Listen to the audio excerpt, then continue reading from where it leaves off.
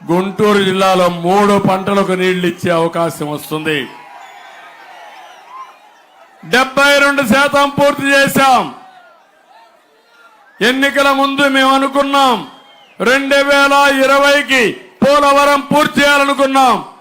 నేను అడుగుతున్న తమ్ముళ్ళు మిమ్మల్ని అందరినీ ఈరోజు ఏం చేశాడో పేపర్లో మీరు చూశారు కదా అని అడుగుతున్నా. పోలవరం ప్రాజెక్ట్ ని గోదావరిలో ముంచేశాడు. డయాఫామ్ వాల్ పోయింది, కాఫర్ డ్యాములు పోయినాయి, గైక్ బండ్ పోయింది. ఒక ఉన్మాది ముఖ్యమంత్రి ఒక అహంభావంతో ఏమీ తెలియకుండా కూడా తెలిసి నటించి మొత్తం నాశనం చేశాడు. ఇంకో పక్క ఇక్కడే అమరావతి ఉంది. మీకు అమరావతి మన రాజధాని అవునా కాదా అని మిమ్మల్ని అడుగుతున్నా.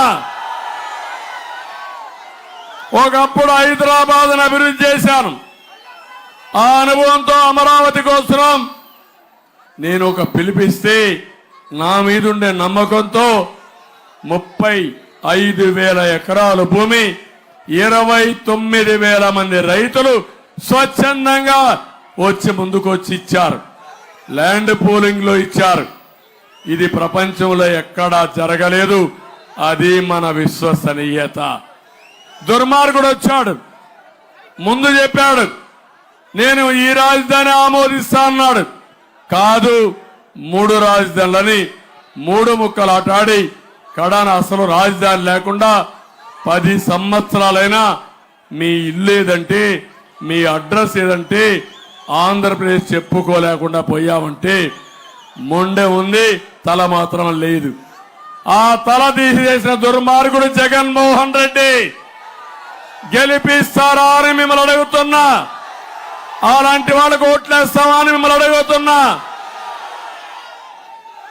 అదే గాని రాజధాని వచ్చుంటే ఈ పిల్లలు చదువుకోవాలంటే హైదరాబాద్ చెన్నై అవసరంలా. దానికంటే ఇంకా బ్రహ్మాండమైన యూనివర్సిటీలన్నీ ఇక్కడే అమరావతిలో వచ్చేది. ఉదయం పోయి చదువుకొని సాయంత్రానికి మీ ఇంటికి వచ్చేవాళ్ళని కూడా తెలియజేస్తున్నా. ఇంకో పక్క మీ పిల్లలు ఇక్కడే ఉద్యోగాలు చేసే అవకాశం వచ్చేది.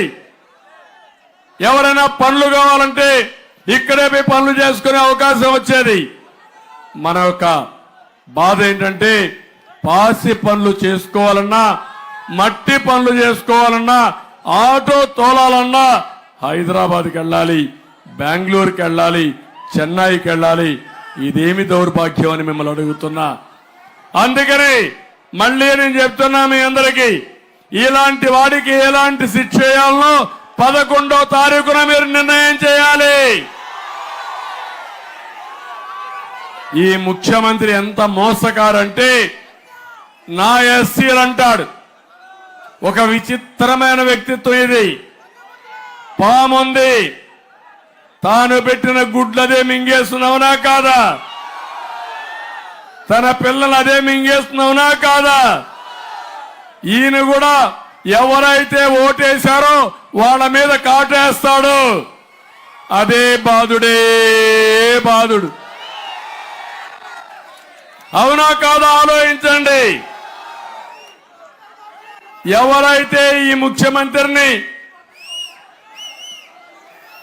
గౌరవించి ఓటేశారో వాళ్ళందరినీ ఎక్కువ వాళ్ళ మాట మాట్లాడుతూ నా ఎస్సీలంటూ వాళ్ళ మీద నెత్తి మీద చేయబెడతాడు భస్మాసుడు మారిగా.